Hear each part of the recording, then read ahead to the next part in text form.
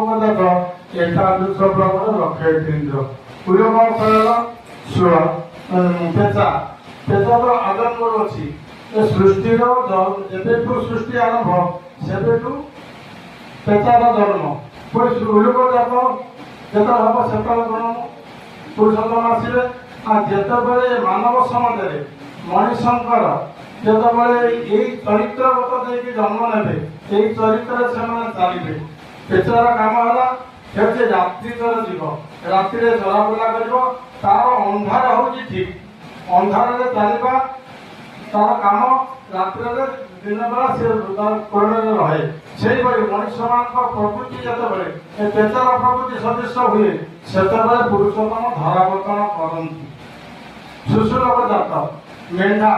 ମେଣ୍ଢା ଗୋଟେ ଏମିତିକା ପ୍ରାଣୀ ସେ ଯେଉଁ ଜିନିଷକୁ ଖାଇବାକୁ ଆରମ୍ଭ କରିବ ସେ ତାକୁ ଶେଷ ନ କରିବା ପର୍ଯ୍ୟନ୍ତ ତାକୁ ଛାଡ଼ିବନି।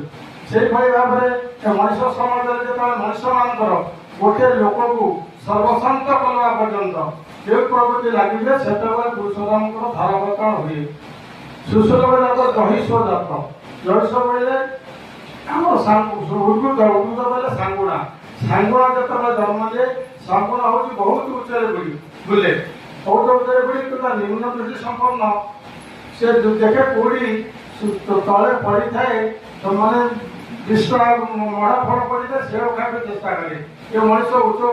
ପଦସ୍ଥ ମଣିଷ ଯେତେବେଳେ ଧୋପ ଧାବଲେ ହେଇ ବୁଲେ କିନ୍ତୁ ତାର ନିମ୍ନମୁଖୀ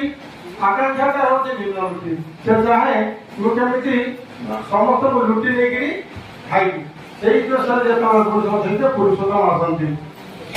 ଜୈବିକ ଜାତ ଜୈବିକ ସଦୃଶ ଆମେ ଯେତେମାନଙ୍କର ଯେତେ ଆମର କାମ ସରିଗଲା ଆମେ ସମସ୍ତେ ନିଜ କାମରେ ବ୍ୟସ୍ତ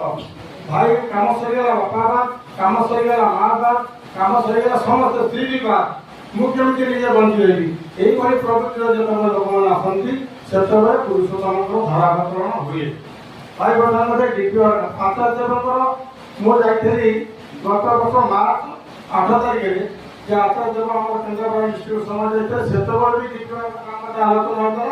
যেতবে 10% দ্বিতীয় কাম হব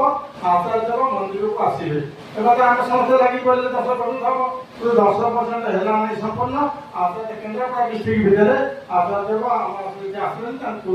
পঠাইলে ଏବେ ସୁଦ୍ଧା ଅଭିଯାନ କରିছে যে দ্বিতীয় কর ବର୍ତ୍ତମାନ ଯୋଉ ଆମର ରହିଛି ଆଧାର କାର୍ଡ ବର୍ତ୍ତମାନ ଅପଡେଟ୍ କରିବା ପାଇଁ କିନ୍ତୁ ସମସ୍ତଙ୍କୁ କୁହାଯାଉଛି କେହି ଆଧାର କାର୍ଡ ପଠାଉନାହାନ୍ତି ଯାହା ପ୍ରତି ଗଲାଣି କ'ଣ ଆଧାର କାର୍ଡ ଦେବି କାଲି ଦେବି ଆଜି ଦେବି ଏଇଭଳି ଭାବରେ ସମସ୍ତେ କହିଦେଲା ପରେ ଆମର ଆଚାର୍ଯ୍ୟ କାମ